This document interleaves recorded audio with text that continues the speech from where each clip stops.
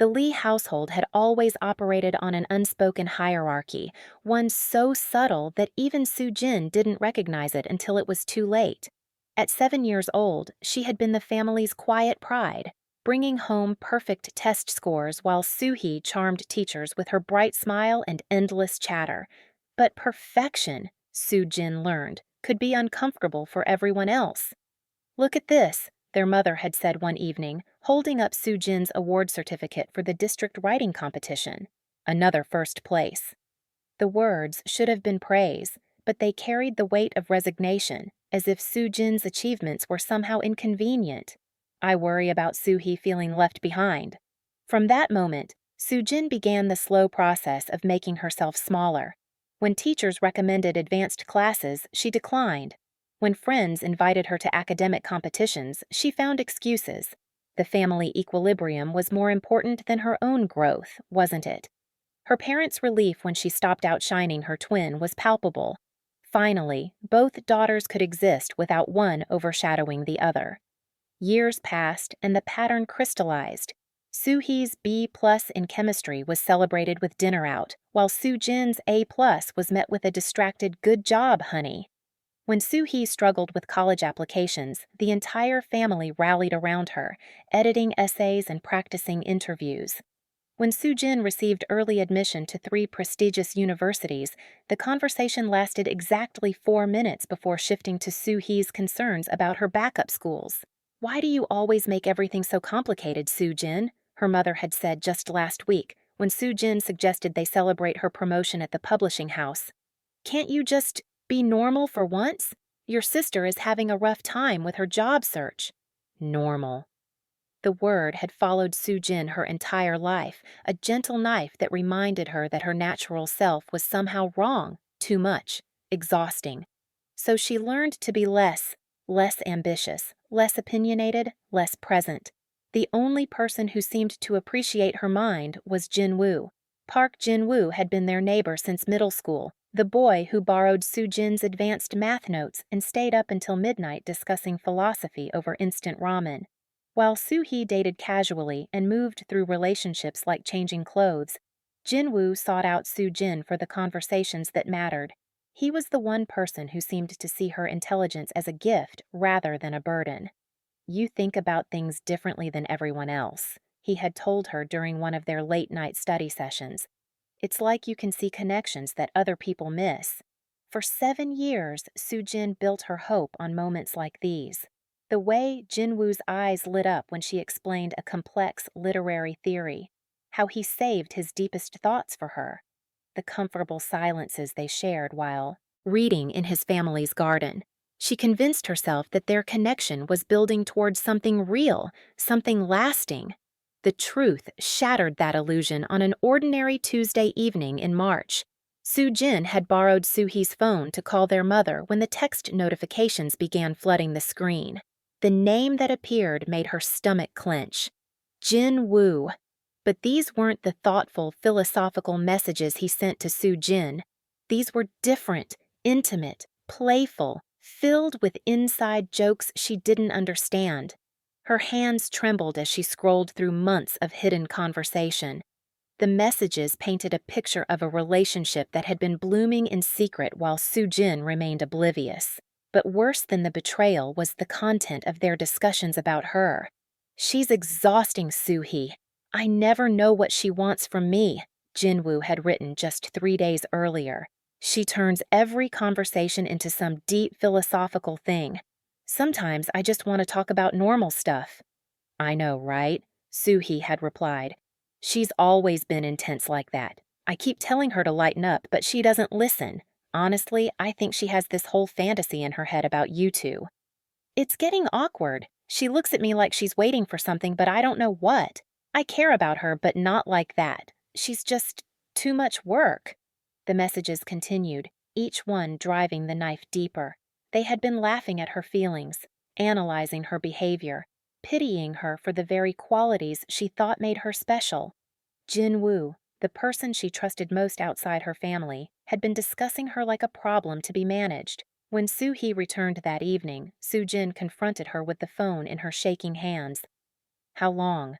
was all she could manage to say. Soo-hee's face flushed, but there was no shame in her expression, only irritation at being caught. 6 months. Look, Soo-jin, it just happened. We didn't plan it. You knew how I felt about him. Did you really think someone like him could love someone like you? The words came out sharp and final. Jinwoo needs someone who can just enjoy life without turning everything into a philosophy dissertation. He needs someone fun, someone normal. The unspoken word hung between them, carrying decades of family conditioning that had taught Soo-jin her natural self was too much for others to bear. The birthday party 3 weeks later was meant to be Soo-jin's celebration, but she already knew it would become something else entirely. She watched Jinwoo's nervous energy, saw the meaningful glances he exchanged with Soo-hee, felt the weight of impending humiliation settling on her shoulders like a familiar coat. When he asked for everyone's attention and turned to Soo-hee with a bouquet of roses, Soo-jin felt something fundamental break inside her chest. The gathered friends and family erupted in surprised delight, congratulating the new couple while Soo-jin stood frozen, watching her last hope crumble in real time. I know this might seem sudden, Jinwoo said, his arm around Soo-hee's waist, but some things are just meant to be. The depression that followed wasn't dramatic. It was clinical, methodical, complete. Soo-jin lost her job not through passionate resignation, but through simple inability to function. Words on pages became meaningless. Conversations with friends felt like speaking through water. Food had no taste, sleep brought no rest, and every morning felt like climbing out of a well that grew deeper each day. 13 months after that birthday party, Soo-jin stood on the bridge where she and Jinwoo had once promised to be friends forever. The November rain had soaked through her coat, but she felt nothing. Below, the dark water rushed toward an inevitable destination. Much like her life had been rushing toward this moment for months. She wasn't angry anymore. Anger required energy she no longer possessed. She was simply tired of being too much for everyone around her, tired of loving people who found her exhausting, tired of existing in a world where her deepest qualities were seen as flaws to be corrected. I just wanted to understand, she whispered to the empty night. Why wasn't I enough? The fall happened quickly. The cold water was a shock, then numbness, then darkness. Her last conscious thought wasn't regret or fear. It was a desperate wish that somewhere, somehow, she could find out why she had been so fundamentally wrong about everything. But instead of the silence of death, she gasped awake in familiar surroundings, her 17-year-old bedroom lit by morning sunlight, with a strange burning sensation on her wrist and the impossible knowledge that she had been given something she never dared to hope for, another chance. The mark appeared as a thin, dark line wrapped around Soo-jin's left wrist like a delicate bracelet, invisible to everyone but her. When she touched it, warmth pulsed beneath her fingertips, and whispered knowledge flooded her mind. Knowledge of rules she had never learned, but somehow understood completely. This wasn't a gift. It was a consequence of dying with such profound confusion that her consciousness had refused to accept the ending. The mark was a psychic wound, a manifestation of her soul's rebellion against her original timeline, and it came with a price that grew heavier with each use. I died wishing I could understand why I was never enough, she said to her reflection in the bathroom mirror, testing the words aloud. Maybe the universe thought I deserved an answer. But the universe's answers came with cosmic strings attached. Each time she changed her destiny, each choice that deviated from her original path, the mark would burn, consuming fragments of her past timeline to fuel the alterations. She had 18 months before the mark would either fade completely, leaving her permanently changed but fully human, or consume her entirely if her changes proved too radical for reality to accommodate. The first test came at breakfast, where the familiar family dynamic played out exactly as she remembered. Their mother bustled around the kitchen, praising Soo-hee's natural glow, while reminding Soo-jin to try a little makeup for her senior photos. Their father barely looked up from his newspaper, offering absent approvals to whatever Soo-hee said while treating Soo-jin's comments as background noise. Actually, Soo-jin said, setting down her coffee cup with deliberate precision, I won't be getting senior photos done this week. I have college prep seminars every day after school. The statement was small, barely a ripple in the family routine, but it represented a fundamental shift. In her original timeline, she had scheduled her photos around Soo-hee's availability, ensuring they could get ready together and share the experience. This time, she chose her own priorities. The mark on her wrist flared with heat, not painful, but impossible to ignore. Her mother looked up with mild confusion. But you always coordinate these things with your sister, she said, as if this were a law of nature rather than a pattern Soo-jin had created through years of accommodation. Not this time. Soo-jin met her mother's gaze steadily. My education comes first. Soo-hee's fork paused halfway to her mouth, a flicker of surprise crossing her features. In the original timeline, she had never seen Soo-jin assert her own needs over family harmony. The surprise was quickly replaced by irritation. God, Soo-jin, it's just photos. Why do you have to make everything a statement? I'm not making a statement. I'm making a choice. The conversation moved on, but something had shifted in the family dynamic. A tiny crack in the foundation of assumptions about who Soo-jin was and what she would accept. Over the following days, she began making more deliberate changes, each one burning the mark a little brighter as she rewrote the story of her senior year. She stopped doing Soo-hee's calculus homework, forcing her sister to confront her own academic limitations. She joined the advanced literature class she had previously avoided, despite knowing it would separate her from Soo-hee's schedule. Most importantly, she began writing again, not the careful, people-pleasing essays designed to avoid standing out, but the sharp, honest pieces that showcased her actual intellect. Every time you change your fate, you lose a piece of who you were, she whispered to herself during one particularly intense burning sensation. Are you prepared for that cost? The price was already becoming apparent. Memories from her original timeline began to blur around the edges. Small details, the exact words of conversations, the precise order of events started fragmenting as the mark consumed pieces of her past to fuel her present changes. But instead of fear, she felt liberation. Those memories had been weights dragging her toward the same tragic ending. If losing them was the price of transformation, she would pay it gladly. The most significant change came in her relationship with Jin-woo. When he approached her after school with his usual expectation of deep conversation and emotional availability, she politely but firmly established boundaries that confused and unsettled him. I can't walk home with you today, she said, shouldering her backpack with new confidence. I have plans. Jin-woo's face showed genuine confusion. In the original timeline, Soo-jin had always been available for him, ready to listen to his problems, offer advice, provide the intellectual stimulation he couldn't find elsewhere. Her sudden unavailability disrupted his comfortable assumptions about their dynamic. Plans? With who? Does it matter? She smiled, but it was a different smile than he was used to, less eager to please, more self-contained. I'll see you around, Jin-woo. As she walked away, the mark burned with particular intensity, and she felt another fragment of her original timeline dissolve. The memory of rushing to meet him whenever he called, of rearranging her schedule to accommodate his needs, of believing that his attention meant more than her own goals, all of it faded like morning mist. At home, she found herself observing her family's dynamics with the analytical clarity of someone who had lived through the consequences of their patterns. She watched her parents unconsciously dismiss her achievements while celebrating Soo-hee's mediocrity. She noticed how her sister expected automatic support and accommodation, never questioning whether Soo-jin might have her own needs and desires. I spent 17 years being the shadow, she said to her reflection that night, touching the mark that had grown darker and more defined with each passing day. This time, I choose to be the light. The changes accelerated.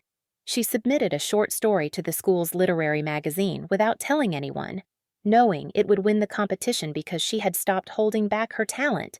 She made new friends, people who appreciated her intelligence and depth rather than tolerating them. She began dressing differently, carrying herself with the confidence of someone who knew her own worth. Jinwoo's discomfort with these changes became increasingly obvious. He would hover near her locker, clearly wanting to reestablish their old pattern of interaction, but finding himself unable to break through her new boundaries. When he finally confronted her directly, his confusion was almost pitiable. "You're different," he said, as if this were an accusation rather than an observation. "I'm exactly who I've always been," Soo-jin replied calmly. "You just never paid attention before." The mark pulsed with satisfaction as another piece of her old self, the girl who would have apologized for changing, who would have immediately tried to make him comfortable with her growth, disappeared entirely. She was becoming someone new, someone who chose her own path regardless of others' comfort with her choices. The transformation wasn't just personal, it was strategic. Every change she made served a dual purpose: healing the wounds that had led to her destruction while positioning herself to become someone Jin-woo would eventually watch with regret and longing.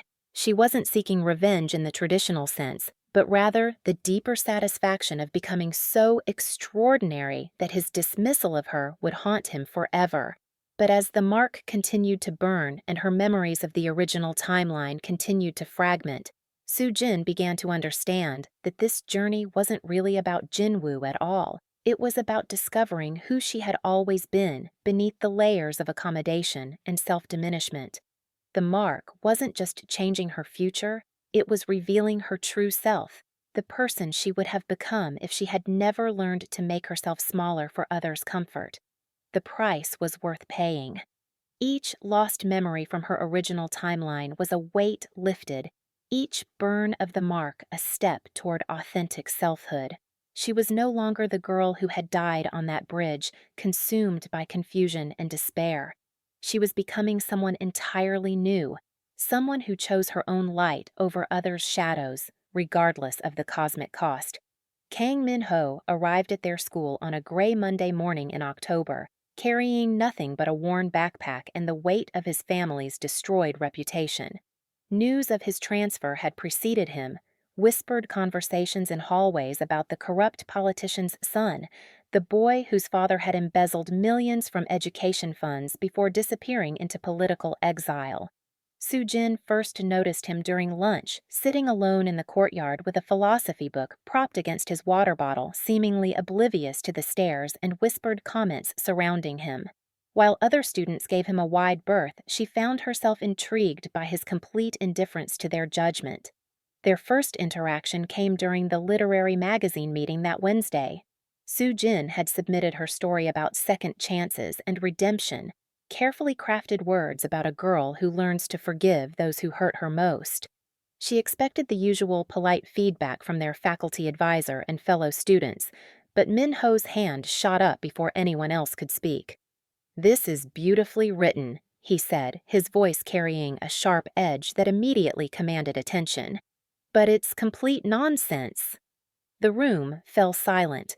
Mrs. Park, their advisor, looked uncomfortable with the blunt assessment, but Min-ho continued without acknowledging the tension. "Forgiveness is naive wishful thinking from someone who's never experienced real betrayal. The protagonist's arc toward understanding and acceptance reads like a fairy tale, not authentic human experience." Soo-jin felt the mark on her wrist pulse with heat as something ignited in her chest, not anger, but excitement. Finally, someone who would engage with her work on an intellectual level rather than offering empty praise. "That's an interesting perspective," she said, leaning forward slightly, "from someone who's clearly never experienced real growth. Tell me, do you think people are incapable of change, or are you just projecting your own limitations onto my characters?" Min-ho's eyes sharpened with what might have been approval. "I think people tell themselves stories about growth and change because the alternative, accepting that some wounds never heal and some betrayals are unforgivable, is too uncomfortable to face.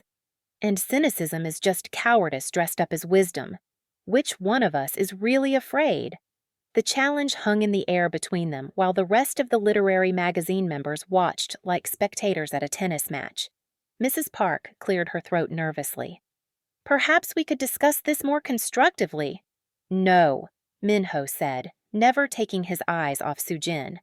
This is constructive. She's defending her worldview and I'm challenging it. That's what literature is supposed to do. Then challenge it properly, Sujin replied. Give me something more substantial than people don't change and forgiveness is naive. Those aren't arguments. They're surrender disguised as sophistication. For the first time since his arrival, Minho smiled. It wasn't a warm expression, but there was genuine respect in it. You argue like someone who has something to prove. What are you running from? The question hit too close to the truth of her rebirth and transformation, but Sujin didn't flinch. Same thing you are, probably. The difference is I'm running toward something better instead of away from something worse.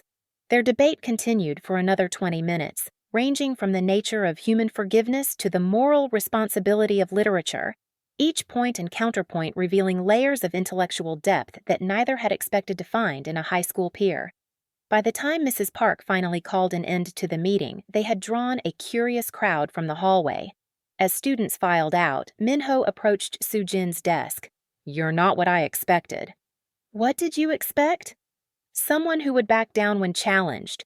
Most people here seem allergic to real disagreement. Sujin gathered her papers, considering her response.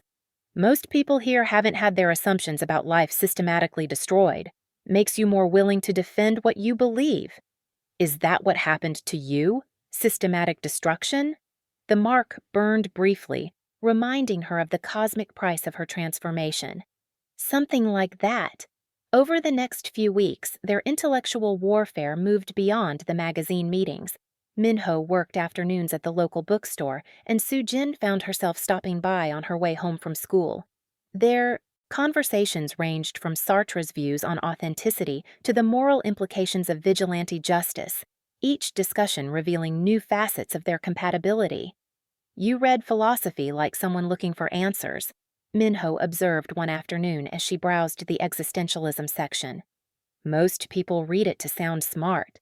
And you read it like someone looking for weapons, she replied, pulling out a copy of Nietzsche. Most people do that to avoid feeling powerless. Touché. He leaned against the bookshelf, studying her with the same intensity he brought to their debates. You're different from when you first started coming here. More certain of yourself. Sujin felt a flutter of warning. Her transformation had been deliberate but gradual. She couldn't afford to have people notice the dramatic nature of her change. People evolve. Not usually this fast. And not usually this comprehensively. His gaze was too perceptive, too analytical. It's like you decided to become someone else entirely. The accuracy of his observations sent a chill through her, but she maintained her composure. Maybe I just decided to stop pretending to be someone I wasn't. Their growing closeness didn't go unnoticed by Jinwoo, who had been watching Sujin's transformation with increasing bewilderment and discomfort. The easy availability he had always taken for granted was gone, replaced by a self-contained confidence that made him feel suddenly irrelevant. His territorial response began subtly, inserting himself into conversations when he saw Sujin talking with Minho, making pointed comments about new students who think they're smarter than everyone else, and attempting to re-establish their old dynamic through increasingly desperate means. You're spending a lot of time with the politician's son, he said one day, cornering Sujin at her locker. People are starting to talk. Let them talk. She organized her books with deliberate calm. Since when do you care about high school gossip? I care about you. That guy has baggage, Sujin. His whole family is corrupt. His whole family is one man who made bad choices. Minho isn't responsible for his father's actions. Jinwoo's frustration was becoming more obvious by the day. You never used to defend people this aggressively. You're acting like someone I don't know. Maybe you never knew me as well as you thought you did. The conversation was interrupted by Soo-hee's approach, her expression calculating as she assessed the tension between them. Since Sujin's transformation had begun, Soo-hee had been forced to confront the uncomfortable reality that her sister was no longer content to exist in her shadow. What's this about? Soo-hee inserted herself into their conversation with practiced ease. Jinwoo has concerns about my friendship with Minho, Soo-jin said flatly. The transfer student? Soo-hee's tone carried subtle disdain. He seems a little intense for you, doesn't he? I mean, all that philosophical stuff. It's not really your style. For the first time in their lives, Soo-jin looked at her twin sister with complete clarity about what she was doing. The subtle undermining, the casual dismissal of her intellectual capacity, the assumption that deep thinking was somehow beyond her capabilities. It was all designed to keep Soo-jin in the diminished role she had occupied for so long. Actually, it's exactly my style, Soo-jin said quietly. You just never paid attention to who I really was. She closed her locker and walked away, leaving both Jinwoo and Soo-hee staring after her with expressions of confusion and growing alarm.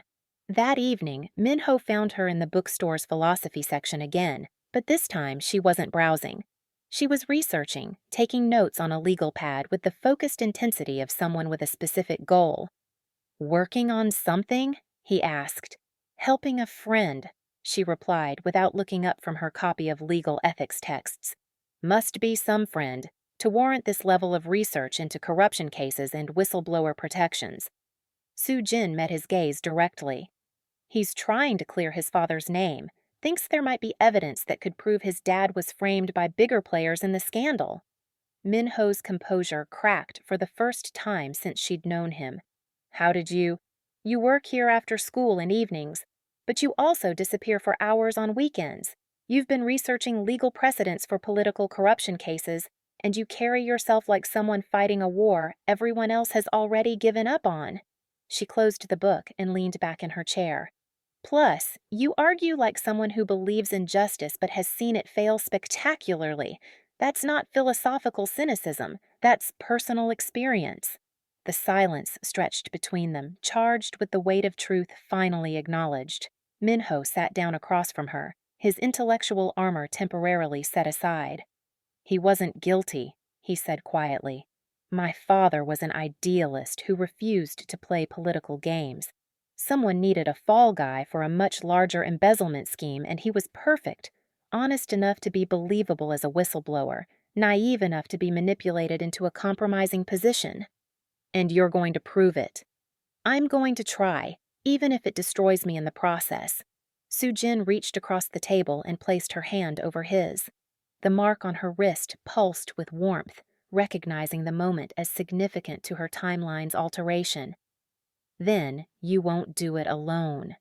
The evidence came in a manila envelope slipped under Minho's apartment door on a Tuesday morning in November. No return address, no explanation, just photocopied bank records, email transcripts, and a handwritten note that read, "Your father was set up. But using this will destroy the Kim family. Choose carefully."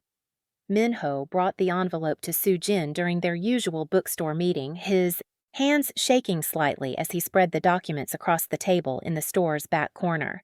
The papers painted a clear picture. His father had been manipulated into signing documents he believed were routine administrative forms, while the real embezzlement was orchestrated by a network of officials, including Senator Kim Jae-sung, whose son attended their school and whose wife ran the city's largest charity organization. This is it, Minho said, his voice tight with barely controlled emotion.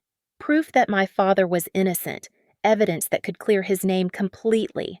Soo-jin studied the documents carefully, her mind racing through the implications. But Senator Kim's family had nothing to do with his crimes. His wife genuinely runs charitable programs that help thousands of people. His son is planning to study medicine to work with underprivileged communities.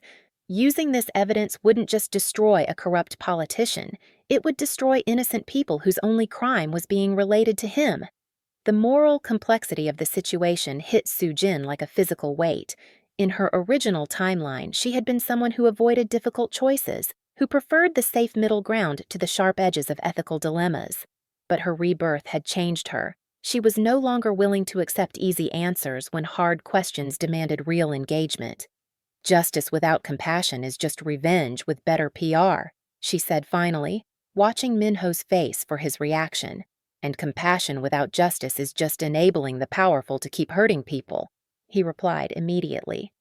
My father's reputation has been destroyed. My mother had a nervous breakdown. I've been branded as the son of a criminal. Where's the compassion for us? I'm not saying you're wrong to want justice. I'm saying the cost has to be proportional to the crime. Minho stood abruptly, pacing to the window that overlooked the busy street. You don't understand what it's like to watch your family fall apart because of someone else's lies, to have everyone look at you like you're contaminated by association. You're right, Sujin said quietly.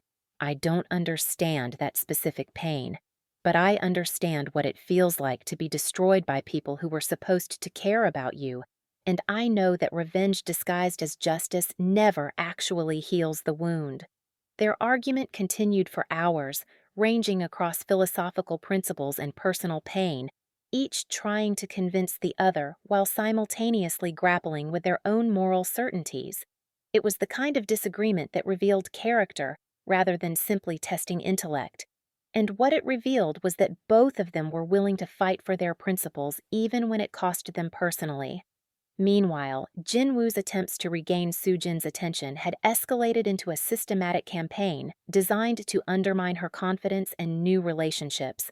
His tactics were subtle but persistent, commenting on how intense and difficult she had become, questioning whether her new friends really understood her, and making pointed observations about how much happier she used to be when she was more relaxed.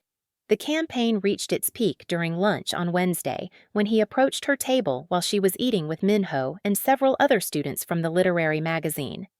Sujin, can I talk to you privately? Jinwoo's tone carried the assumption that she would automatically comply, as she always had before. We're in the middle of a conversation, she replied without looking up from her discussion about moral relativism with Minho. It's important. So, is this? Jinwoo's frustration finally boiled over into open confrontation. I thought I knew you, but you're like a stranger wearing my friend's face.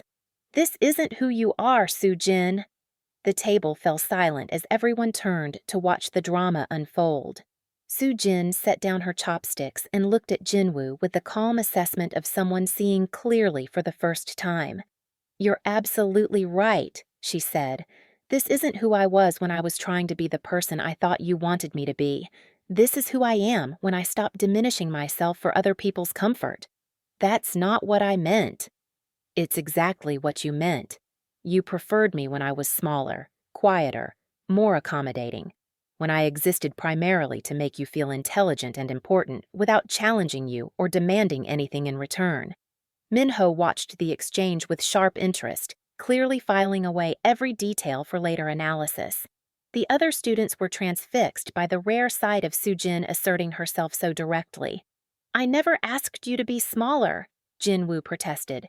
You didn't have to ask. You just made it clear that my actual personality was exhausting and complicated, so I learned to hide it.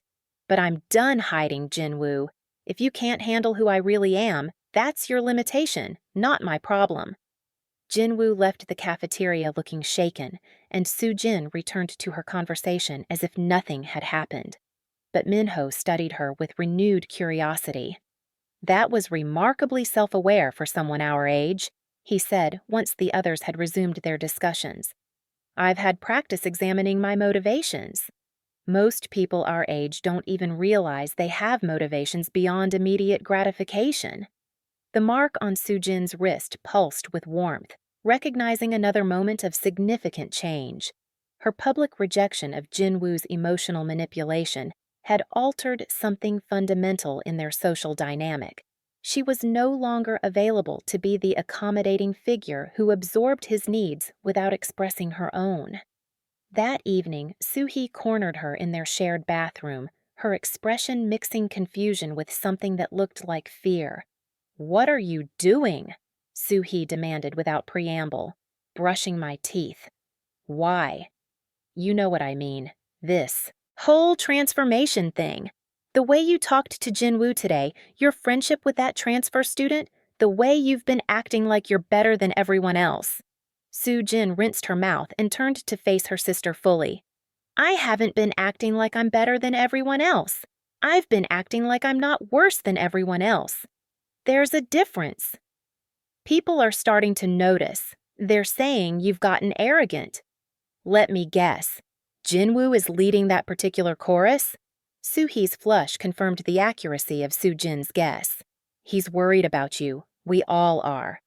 No, you're worried about yourselves. You're worried that if I stop playing the role of the accommodating sister and the understanding friend, you'll have to confront your own behavior. The conversation escalated into their first real fight in years, not the minor squabbles of childhood, but a fundamental clash over identity, family dynamics, and the unspoken rules that had governed their relationship for so long. Suhee's arguments revealed her genuine confusion about why Soo-jin would want to change a dynamic that had worked so well for everyone else, while Soo-jin's responses showed how clearly she now understood the cost of that successful system. The fight ended with Soo-hee storming out, leaving Soo-jin alone with the realization that her transformation was affecting every relationship in her life. Some connections were deepening, like her partnership with Minho, while others were fracturing under the pressure of her refusal to maintain familiar but unhealthy patterns. By Friday, she and Minho had reached a compromise about the evidence. They would investigate further before making any decisions, gathering additional information that might allow them to expose the corruption without destroying innocent family members. The choice to delay action wasn't weakness or avoidance. It was the mature recognition that complex problems rarely had simple solutions. You realize this investigation could take months, Minho said as they planned their next steps. And there's no guarantee we'll find a clean solution. I realize that, but some things are worth doing even when they're difficult, including arguing with me about moral philosophy for weeks on end. Soo-jin smiled, feeling the mark pulse with contentment as another piece of her original timeline dissolved. The version of herself who would have avoided conflict and complex choices in favor of easier but less authentic paths. Especially that. The car accident happened on a Thursday afternoon in December, during one of Seoul's sudden winter storms that turned familiar streets into treacherous obstacles. Soo-jin and Minho had been leaving the library after another research session about his father's case when the black sedan ran the red light, hydroplaning on the slick asphalt directly toward Minho as he stepped into the crosswalk. Time slowed to crystalline clarity as Soo-jin watched. The inevitable collision approach. In her original timeline, this moment had never existed. Minho had never been part of her story, and she had never been present to witness this particular tragedy. But now, watching the car bearing down on the person who had become the center of her transformed world, she felt the mark on her wrist ignite with unprecedented heat. Without conscious thought, she reached for the cosmic power that had been burning beneath her skin for months. The world around her shifted slightly, colors becoming more vivid, sounds growing muffled, the air itself seeming to thicken as reality bent to accommodate her will. The driver's reflexes sharpened just enough to jerk the wheel left, the car's trajectory altered by mere inches, but those inches were the difference between life and death.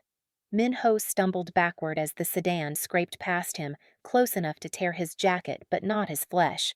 The driver, shaken and confused by his own inexplicable reaction time, pulled over to check on them with genuine bewilderment about how he had managed to avoid the collision. But as the adrenaline faded and they assured the driver that everyone was unhurt, Soo-jin felt the true cost of her intervention. The mark on her wrist didn't just burn, it seared through her consciousness like a brand, and with that pain came loss. Memories from her original timeline began fragmenting in real time. The exact words of conversations with Jin-woo became blurred. Specific details about her depression dissolved into vague impressions. Even the precise sequence of events leading to her death started shifting like sand through her fingers. "Are you okay?" Minho asked, studying her pale face with concern. "You look like you've seen a ghost." The irony of his observation wasn't lost on her. She was becoming a ghost, the ghost of her original self, fading a little more with each use of supernatural power, but the alternative had been losing him entirely, and that wasn't a trade she was willing to make. "I'm fine," she lied, knowing that the conversation they needed to have couldn't happen on a street corner surrounded by concerned bystanders. Over the following days, the memory fragmentation accelerated. Soo-jin found herself unable to recall her mother's exact words during childhood moments that had once been seared into her consciousness. The specific details of Jin-woo's text messages with Soo-hee became fuzzy around the edges. Even the depth of her original despair was becoming abstract rather than visceral. Minho noticed the changes before she was ready to address them. His analytical mind, trained to spot inconsistencies and patterns, had been cataloging the small anomalies in her behavior for weeks. "You knew that car was going to hit me," he said without preamble during their usual bookstore meeting the following Tuesday. Soo-jin looked up from her book, measuring his expression. "What makes you think that?" "You moved before the driver even lost control. You pulled me back with the certainty of someone who knew exactly what was about to happen." He leaned forward, his voice dropping to prevent other customers from overhearing. "I've been watching you for months. You carry knowledge like a weight. What timeline are you trying to rewrite?" The question was so precisely accurate that Soo-jin felt something crack open in her chest. Not the mark this time, but something deeper and more vulnerable. She had been carrying the burden of her supernatural secret alone for months, the isolation of being the only person who remembered a timeline that no longer existed. "You're going to think I'm insane," she said quietly, closing her book and meeting his gaze directly. "But I died once already, and every time I change our story, I lose more of who I used to be." Minho's expression didn't shift to disbelief or mockery as she had feared. Instead, he studied her with the same intense focus he brought to their philosophical debates. "Tell me," was all he said. So she did. The words came haltingly at first, then in a rush as months of secrecy spilled out between them. She told him about the bridge, about waking up in her 17-year-old body, about the mark that burned with each change she made to her original destiny. She explained the cosmic rules she had discovered through painful experience, the fragmenting memories, and the countdown toward either complete transformation or total consumption. Minho listened without interruption, his analytical mind processing each detail with the same care he applied to his father's case. When she finished, the silence stretched between them like a held breath. "Show me," he said finally. Soo-jin rolled up her sleeve, revealing the mark that had grown darker and more complex over the months. It no longer looked like a simple bracelet. Now it resembled an intricate tattoo that seemed to pulse with its own internal light. Minho reached out tentatively, his fingers hovering just above the mark without touching. "Each time you use this, you're not just changing the future. You're erasing your past. How much of yourself are you willing to sacrifice?" The question echoed the cosmic warning that whispered through her consciousness every time the mark flared to life. "I don't know," she admitted. "I only know that the person I was before was dying slowly anyway. At least this way, the dying serves a purpose. And if you disappear entirely, if there's nothing left of the original Soo-jin, then maybe that's what was supposed to happen. Maybe the girl who threw herself off that bridge was never meant to survive in any timeline." Minho's hand finally made contact with hers, carefully avoiding the mark itself. "I don't believe that. The person sitting across from me right now, the one who argues with me about justice and compassion, who researches legal precedents to help someone she barely knew 6 months ago, who somehow knew to save my life, that person is worth preserving." The conversation continued deep into the evening, ranging across questions of identity, destiny, and the moral implications of supernatural intervention. Minho's acceptance of her story wasn't blind faith, but careful evaluation of evidence combined with genuine care for her well-being. "I believe you," he said as the bookstore prepared to close around them. "Not just because the evidence supports it, but because it explains everything about you that never quite made sense. The way you carry yourself like someone who's lived through more than 17 years should contain. The way you argue like someone defending principles that have been tested by fire. Are you afraid of me?" The question slipped out before she could stop it, revealing her deepest worry about his reaction. "I'm afraid for you," he corrected. "There's a difference." 2 weeks later, their investigation into his father's case reached a crisis point when they discovered that Senator Kim was planning to destroy the remaining evidence of his involvement in the embezzlement scheme. The window for action was closing rapidly, and they faced a choice that would define both of their futures. Standing in Minho's apartment with the evidence spread across his kitchen table, Sujin felt the mark pulse with anticipation. She could use its power to ensure that the evidence reached the right people, that justice was served without destroying innocent family members, that Minho's father was cleared and his family vindicated. But the cost would be everything: the last fragments of her original timeline, the final pieces of who she had been before her rebirth. Using the mark's power for something this significant wouldn't just change her future, it would complete her transformation into someone entirely new. "I can fix this," she said quietly, touching the mark through her sleeve. "I can make sure your father gets justice without anyone innocent getting hurt. But if I do—" "You'll disappear," Minho finished. "The original Sujin will be gone forever. Maybe, or maybe I'll just become completely who I was always meant to be." Minho moved around the table to stand in front of her, his hands gently framing her face. "I fell in love with who you are right now, the person you've become through all these changes. If using that power means losing yourself, then it's not worth it. And if not using it means your family never gets justice, then we find another way. We're smart enough to solve this without supernatural intervention." But even as he spoke, they both knew that conventional solutions might not be enough, and time was running out. The mark on Sujin's wrist pulsed with patient certainty, waiting for her final choice between the person she had been and the person she could become. 2 years after graduation, Sujin sat in her small apartment near the university, surrounded by acceptance letters from graduate programs and the manuscript of her first novel. The mark had faded to a thin silver line around her wrist, barely visible unless you knew to look for it, but still carrying the memory of cosmic power that had once burned through her veins. She had chosen not to use the mark's final gift to solve Minho's father's case. Instead, they had worked together for 8 months, building a legal strategy and gathering additional evidence until they could expose the corruption without destroying innocent lives. Minho's father was eventually cleared of all charges, though the process had been slow, painful, and imperfect. The decision had cost them both something. Minho's family had endured additional months of public shame and financial hardship. Sujin had watched her supernatural abilities fade without the dramatic resolution they might have provided, but they had built something together in the process. A partnership based on mutual respect and shared values rather than cosmic intervention. Their relationship had evolved into something real and complex, marked by genuine disagreements and authentic growth rather than the idealized romance of her original fantasies. They fought about money, about career priorities, about how much time to spend with their respective families.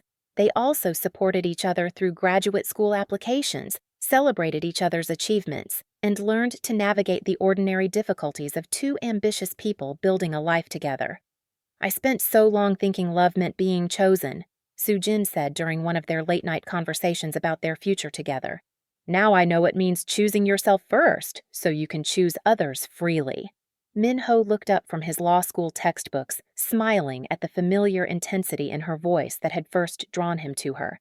Very philosophical for someone who claims to be over her existential crisis phase. "I'm never getting over that phase. It's who I am." "Good. I'd be bored with anyone less complicated." The comment would have once sent Sujin spiraling into insecurity about being too much for the people around her.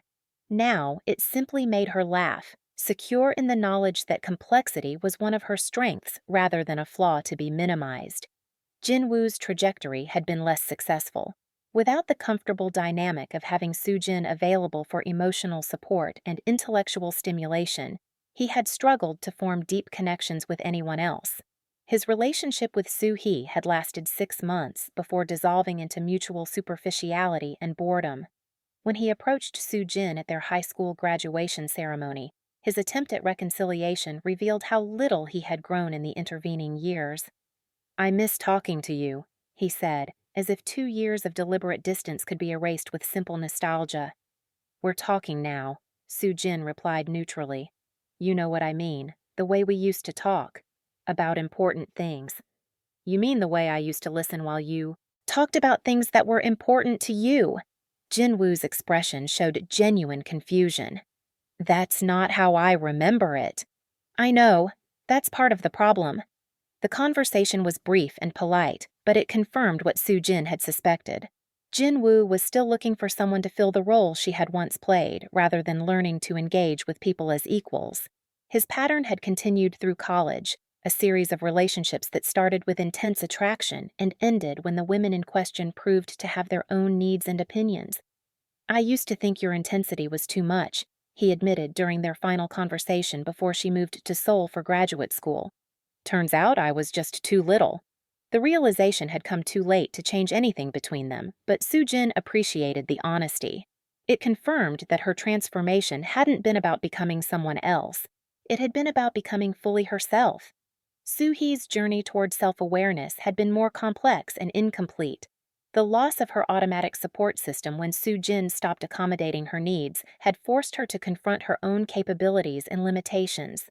She had struggled academically and socially without her sister's constant assistance, but she had also begun developing genuine skills and authentic relationships. Their reconciliation was gradual and imperfect, marked by genuine attempts at understanding mixed with occasional relapses into old patterns. "We can't erase what we did to each other," Soo Hee said during one of their careful conversations about their shared childhood, "but maybe we can write a different ending." "Maybe," Soo Jin agreed, "as long as you understand that different doesn't mean going back to how things were." "I'm starting to understand that how things were wasn't actually good for either of us."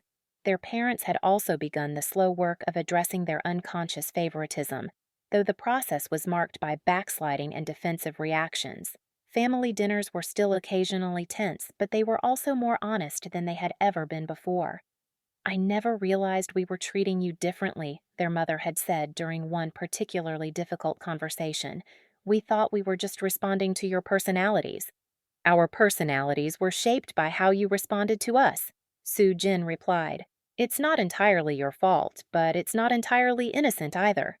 The conversations were painful but necessary, slowly rebuilding family relationships on more authentic foundations. On a crisp autumn afternoon, Soo Jin returned to the bridge where her original timeline had ended. She came not with thoughts of death or despair, but with gratitude for the impossible second chance that had allowed her to discover who she really was. The water below looked different now, not like an escape from unbearable pain, but like the natural flow of time carrying everyone toward unknown destinations. She thought about the girl who had jumped from this spot 2 years ago, desperate to understand why she had never been enough for the people she loved. The answer, she had learned, was that she had always been enough. The problem had never been her intensity, her intelligence, or her capacity for deep feeling. The problem had been her willingness to diminish those qualities to accommodate people who were too limited to appreciate them. Her phone buzzed with a text from Minho. "How's the nostalgia tour going? Still planning to start that novel about second chances?" She smiled, typing back. "Already started it. Turns out I have some experience with the subject." The novel wouldn't be autobiographical, she had promised herself that much, but it would explore themes of identity, family dynamics, and the possibility of authentic change. Most importantly, it would argue that people could transform themselves not through supernatural intervention, but through the much harder work of honest self-examination and the courage to choose growth over comfort. As she walked back toward the university district where her new life was taking shape, Soo Jin carried with her the acceptance letter from the graduate writing program and the knowledge that she had become exactly who she was meant to be. The mark on her wrist caught the afternoon sunlight, a thin reminder of cosmic possibilities that had served their purpose and gracefully faded into memory. She had set out to make Jinwoo watch her love someone else, but in the process, she had learned something far more valuable: How to love herself enough to choose authenticity over accommodation, growth over stagnation, and hope over despair. The girl who had died on this bridge had been reborn not through supernatural power, but through the very human capacity for transformation when combined with the courage to embrace change. The ending wasn't perfect, real life never was, but it was honest, and that was enough. If this making him watch me love someone else energy is what you live for, hit subscribe because next week we're covering a manhwa where the rejected girl doesn't just get a glow up. She becomes her ex's boss and makes his life beautifully complicated. Comment and tell us, what's your dream revenge scenario against someone who underestimated you?